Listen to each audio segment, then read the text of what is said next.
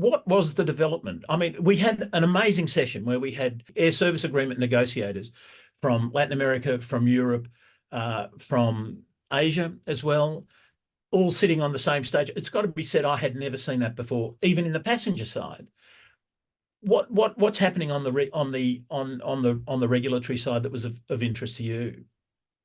To me personally, I think it's the fact that for the first time, people are considering opening up air traffic service, air services agreements to air cargo, perhaps separately from passenger traffic rights, and all the way up to a seventh freedom. And we had a clear example of that in the room in Latin America, the Latin American Civil Aviation Conference, which is kind of a mini regional ICAO of sorts that brings together the It's sort of the regulators in Latin that. American, is it the Latin American EACI, for want of a better expression? Yes, that is a good comparison for Latin America and the Caribbean. And 10 of the members tested a new approach during the pandemic, whereby they decided to open up air cargo to seventh freedom amongst themselves.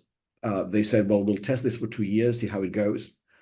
So it turns out that they very much liked what came out of the experiment, to the point that last December we heard they signed a permanent instrument, a memorandum of understanding that I'll skip all the legal implications of that and why this avenue was chosen versus a more formal one, but they've made that into a permanent policy amongst the 10.